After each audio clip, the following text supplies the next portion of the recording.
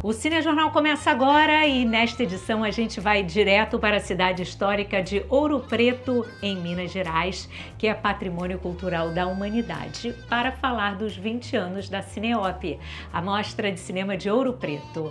O evento exibiu quase 150 filmes produzidos em 10 estados brasileiros e 5 países. Com programação gratuita, essa edição comemorativa celebrou o humor das mulheres no cinema brasileiro.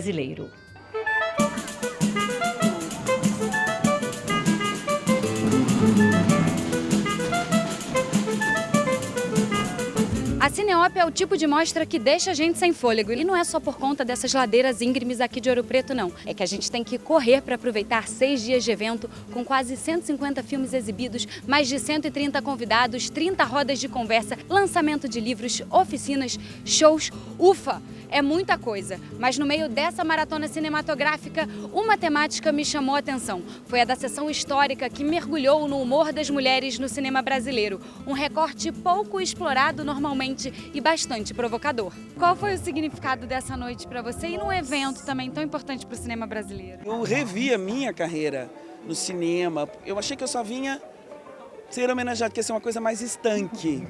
Mas eu tô curtindo o festival, eu tô adorando pensar de novo as coisas, é muito vivo esse evento. E representar as mulheres do humor, né, no cinema brasileiro. Você trabalhou com muitas mulheres diretoras, lá nos anos 80 você já estava com Carla Camurati, depois acompanhou Ana Mui Laerte. Qual o significado disso também? É tão importante que eu nem me sinto uma representante, mas acho que hoje eu tô fazendo esse papel e faço com a maior honra.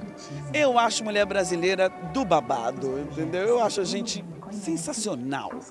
E acho que a gente consegue fazer humor, consegue ser gata, consegue ganhar dinheiro, consegue fazer filme. Eu queria que você falasse, Ana, um pouquinho de como foi estar com Marisa, uma grande parceira, e de alguma forma estar representando também as mulheres do audiovisual brasileiro que fazem humor também de todas as formas possíveis.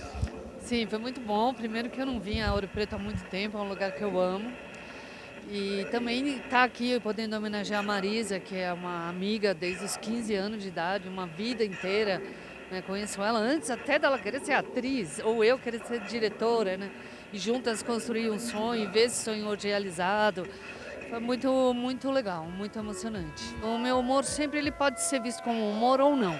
Eu fico naquela linha do meio, assim, né? Mas para mim sempre tem que ter para eu conseguir escrever, eu tenho que ter o humor por baixo.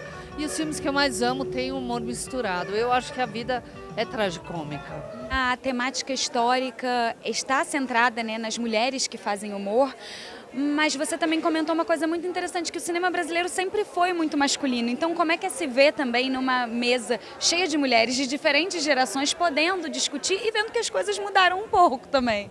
Uma alegria, né? Eu nem acho que é só o cinema brasileiro, acho que o cinema mundial, né? Eu me lembro, assim, quando eu estava começando, de chegar num set, olhar em volta e todo mundo é homem, todo mundo era mais velho que eu e pensar, e agora? Hoje, quando eu vou numa mesa como essa, assim, tem gente de todas as idades e está todo mundo pensando sobre isso.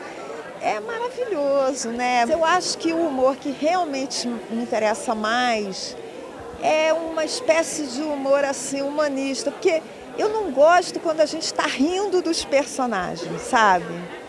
E eu tomo o maior cuidado com isso. Eu gosto de rir com os personagens. Eu acredito muito no humor como uma arma para questionar grandes poderes, não para ofender minorias, por exemplo. Cada um, né, tem a sua... Isso é uma questão que tem sido muito discutida também na atualidade. E como a gente discutiu também no debate, o quanto a gente pode questionar esse superpoder através do humor, através de um meme, através do que nos resta, né, como artistas. Sabrina, sempre que há um recorte de gênero, como você falou, né, em festivais, esse recorte de gênero, né, voltado para as mulheres sempre é muito focado nas nossas demandas, nos problemas, nos dramas. Eu tô meio cansada um pouco dessa coisa assim de ficar vitimizando. Claro que a gente tem as demandas, claro que a gente tem as questões, mas eu acho que a gente também tem que falar do outro lado, que é muito divertido ser mulher. Assim, uma cozinha com mulheres é uma grande loucura. né, um salão de cabeleireiro com mulheres é uma grande loucura. A gente fala besteira o tempo inteiro, é piada o tempo inteiro. Uma conversa em festival com mulheres é uma grande loucura. É tudo uma grande loucura. A gente é muito engraçada. Então, acho que é bacana demais a gente também poder, sabe, trazer essa leveza para o cinema, né? E poder falar sobre isso também, para além das demandas e dos problemas e das grandes questões. Betsy, a gente sabe que o humor é uma forma muito eficaz de falar sobre determinados assuntos que provavelmente seriam rechaçados, né, se contados e se ditos de outra forma. Eu acho que o humor é um elemento fundamental, uma coisa fundamental para a gente pensar, se pensar, né, rir de si mesmo. Acho que isso é super importante, falar de coisas importantes, a gente poder tratar com leveza de situações que às vezes são tão difíceis de lidar, né, que são trágicas. Como é que você definiria o humor que você faz ao longo dessa trajetória? Nossa, mas foi uma pergunta difícil. Eu queria saber se você acha que ele tem uma característica principal. Eu acho que ele é um humor de raiz, que não tá nem aí para se ter alguém assistindo e rindo ou não, entendeu? Cris, eu queria que você começasse falando o que significa para você ser uma mulher da indústria do audiovisual, né, que faz filmes de comédia. É um mar que eu adoro estar. É um mar difícil? É um mar difícil, é um mar revolto. Ele não é um mar que você nade o tempo inteiro sorrindo. Eu sorri muito com públicos, né? Porque eu falei, nossa, que público bacana desse filme, como foi gente ao cinema. Mas você também fica triste em ver determinadas pessoas e classes, até mesmo a sua própria classe, achando que é um lugar menor. Quando eu escolho uma atriz para fazer uma comédia, eu não escolho uma comediante. Eu escolho uma atriz que saiba fazer comédia, que sabe fazer comédia, sabe fazer drama. Não tenho a menor dúvida disso. Eu costumo tentar, né, nem sempre eu consigo, fazer com que todos os filmes, né, na comédia, eles têm uma mensagem. Eles têm ali por baixo alguma coisa para te contar, né? Uma das grandes novidades desta edição foi a mostra competitiva. Entre os 5 filmes selecionados, 2 mergulhavam na história do nosso cinema. Ruminantes sobre Luiz Sérgio Persson e Jean-Claude Bernardet e Um Olhar Inquieto, o cinema de Jorge Bodansky. Os outros 3 exploravam temas diversos, do misticismo de Tatira ao retrato social de Paraíso, título vencedor da mostra, e a intimidade familiar em Meu Pai e Eu. Em comum entre esses longas está o uso de imagens de arquivo como elemento estruturante, uma premissa da competição. Sem esses arquivos, os filmes não existiriam. Eu acho que a mostra ela sempre foi muito pautada pela questão da história, né, no cinema. Tem a questão da educação, tem a questão da preservação, e a programação de filmes, o centro nervoso dela sempre foi a história, né? E aí a gente sentia a falta de uma valorização da produção contemporânea que lide com o passado. Então, criar uma competição exclusiva para filmes que usam material de arquivo, quer dizer, não adianta lidar com o passado se o material de arquivo não estiver no filme. É uma forma da gente valorizar essa produção, da gente colocar em discussão os usos de arquivo, porque isso já estava na nossa programação, mas a gente não nomeava dessa maneira. É interessante ver aqui a enorme diversidade de tratamento da memória, né?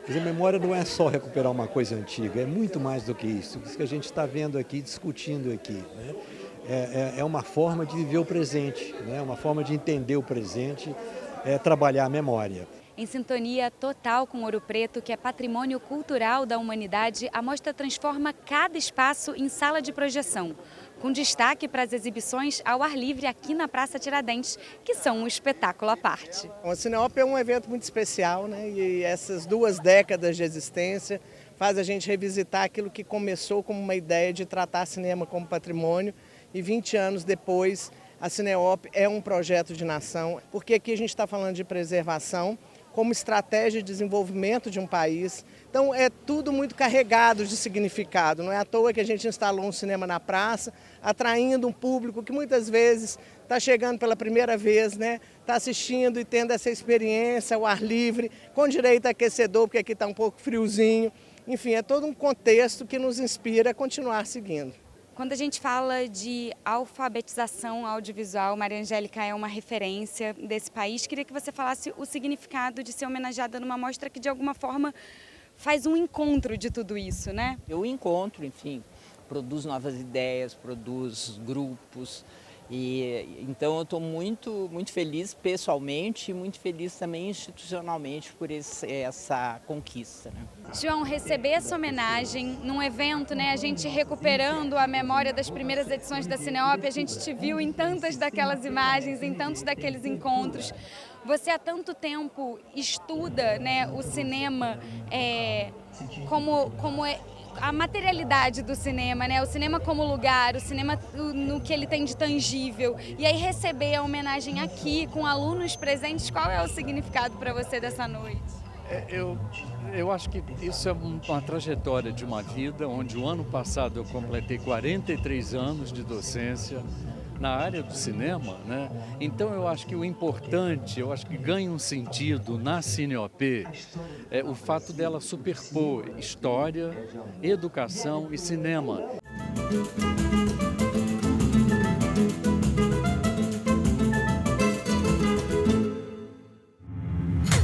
Aqui é Ravel Andrade e eu tô aqui para contar para vocês qual filme marcou a minha vida. Lua,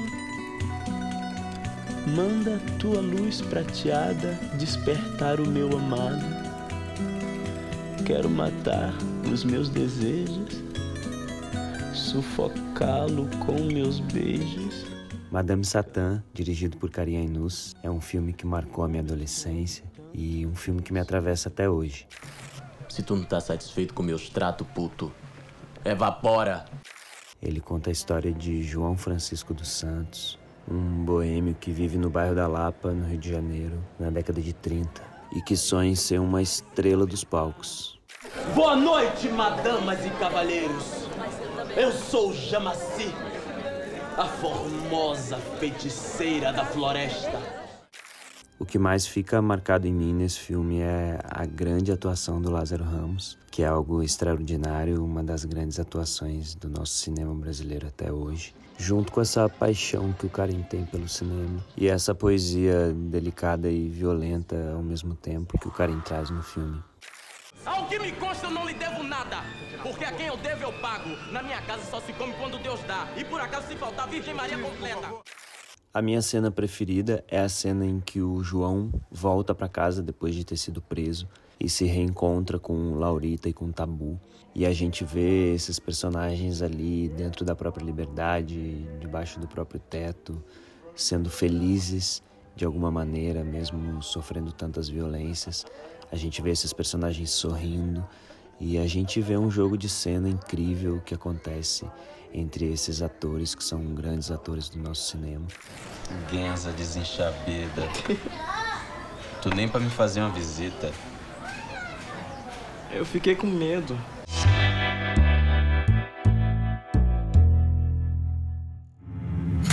Nosso tempo de hoje acabou, mas às segundas e quartas eu tô sempre aqui, 7h30 da noite. E você continua acompanhando a gente pelas redes do Canal Brasil. Então, espero você. Até mais.